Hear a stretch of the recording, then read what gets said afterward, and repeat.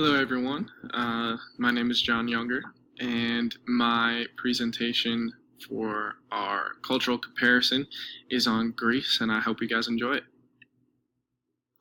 So, why did I choose Greece? Well, I've been to Greece 3 separate times, each for a 2 week long period on missions trips, and Greece is actually a closed country to missions, which we'll get into a little bit later. But while I was there, I just absolutely fell in love with the culture, with the people, and just everything about it. I hope to one day go back. That first image in the center there, right to the right of why Greece, is a picture of me in Thessaloniki overlooking the city, which is pretty cool. And then the picture just to the right in the top right-hand corner is a photo of me and my friend Ilias, who is a native to Thessaloniki. And then right below that is one of our teams while we were doing some work with A21, which is a anti-sex trafficking organization. And then if you work your way down to the picture of just me by what looks like some green grass and a hut, is actually Paul's prison cell in Philippi, which was a really cool experience. I got to go twice to Philippi.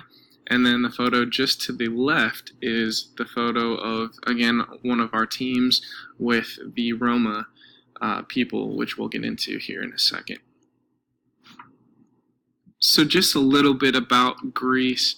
It is a part of the European Union, which is a union of European countries, since it makes it very cheap to travel between countries that are in the European Union.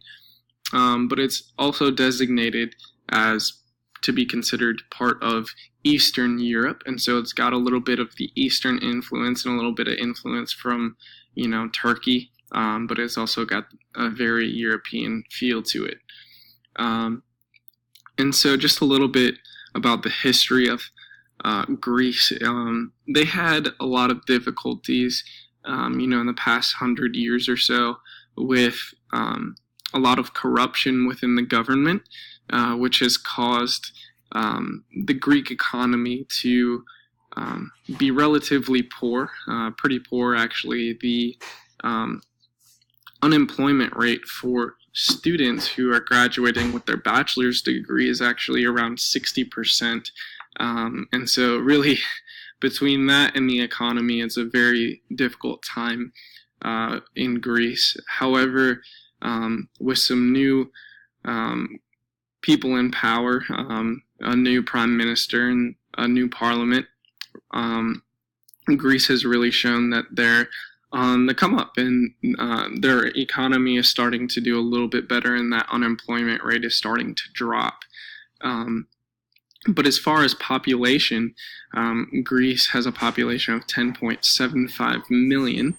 And in Thessaloniki, which is where I was based in all 3 missions trips, they have a population of about 1 million.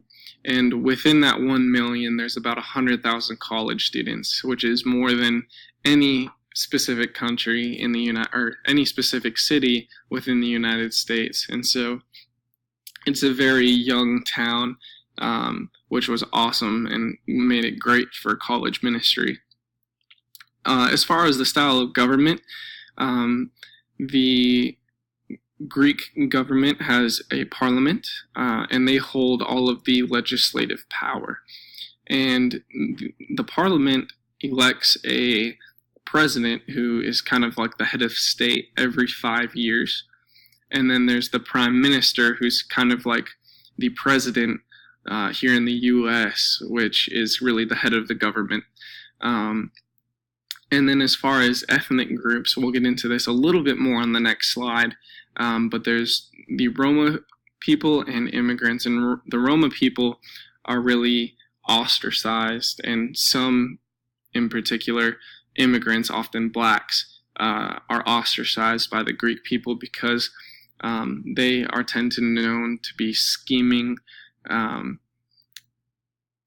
deceptive people, and often steal pickpocket, those types of things. And really, the Greeks do not like that. And so that's kind of what ostracizes them. And then as far as religions, it's predominantly Greek Catholicism. And within Greek Catholicism, they really kind of believe once you're baptized, you're always saved kind of a thing, no matter what you do. And then lastly, there's a difference between, tourist Greece, which is kind of what you might see on social media, versus normal everyday Greek life, which we'll get into a little bit more on the next slide. So here we have on the far right some of the Roma kids that we worked with, and they actually live literally in a trash dump just outside the city limits of Thessaloniki. And they will travel in and out of Thessaloniki and pickpocket people on buses or along the streets. And they bring it back to kind of their bosses, and all the money goes to them. They don't get it. And, it's a very collectivist culture, even within this subgroup. But again, they live in a trash dump and are ostracized by the Greek people. And then the center picture is a picture of downtown Thessaloniki, which again is home to around 1 million people and 100,000 college students. And so you can kind of see the difference between that and the image on the left, which is more the tourist Greece, which is, the white buildings and the blue roofs overlooking the Mediterranean Sea, very nice. And so just a big difference there that, an American manager might see is he might be expecting the image on the left, but he gets the image on the middle. So it's very important to be aware of that difference. And so when comparing cultures, there's a few different models that you can use. And I chose the Hofstede model because that was kind of the base for all the other models, and also just the simplicity of it for the sake of understanding, as well as some of the tools that you can use on their website are very helpful when comparing cultures. And so the Hofstede model has 6 cultural dimensions. The first is the power distance, and power distance is basically the amount people expect and accept power being distributed equally. That's just kind of, is authority respected?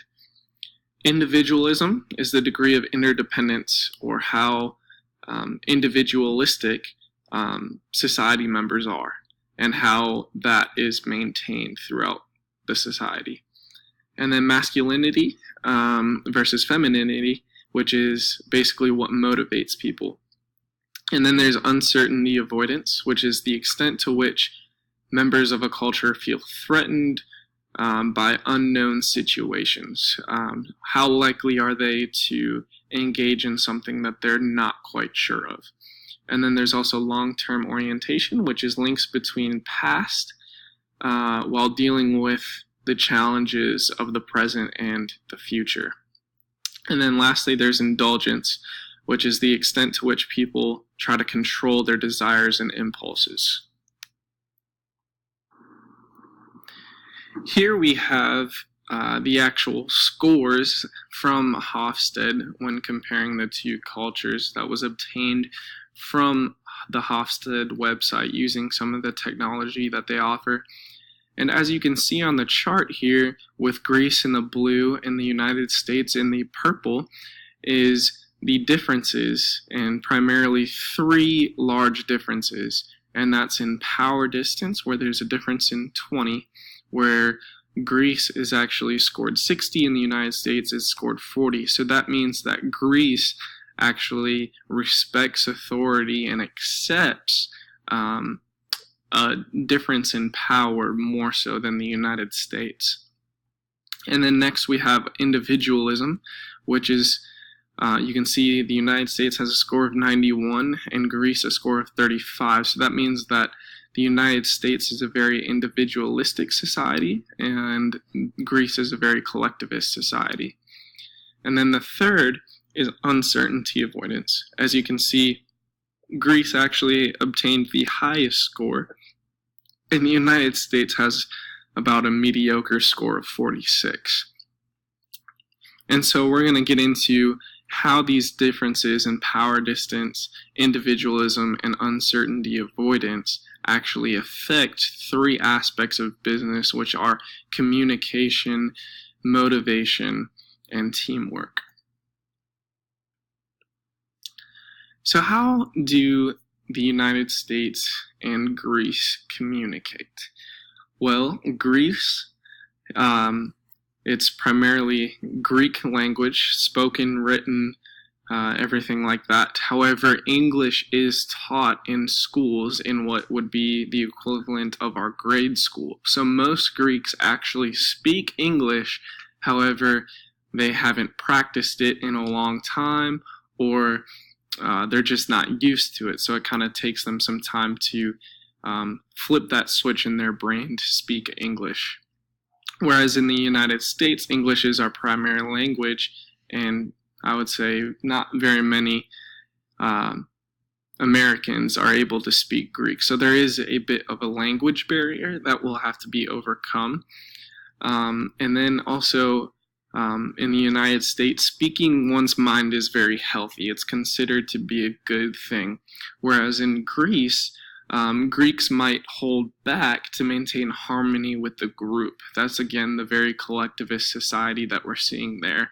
And so that could potentially bring some conflict where maybe Greeks view it as one thing and they see it as disrespectful for an American to speak their mind about a certain topic, whether it's a decision or their input on a specific presentation or aspect of business that could create some tension.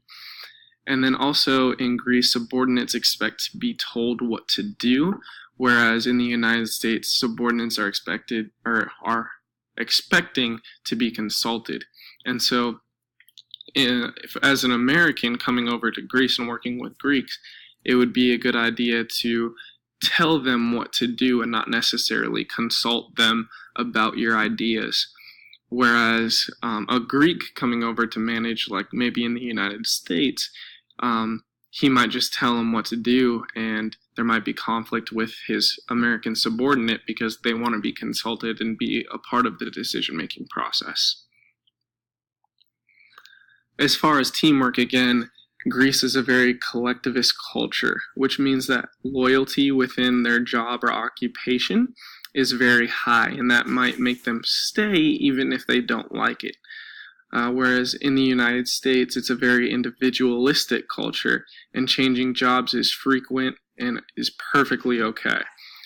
And so just that alone could create some rifts, as you know, an American manager could go over to Greece for a very short period of time and then change jobs. And in Greece, they would be very confused or maybe even upset by that. Also in Greece, opinions and votes are predetermined by an in-group, which means they are going to come to their decision and then go forward with that no matter what. Whereas in the United States, it's more one person equals one vote.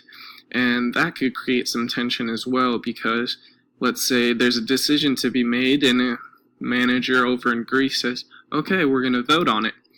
And, everybody gets a vote, and, that's how we're going to make our decision. In Greece, again, they might be confused or a little bit angered by that.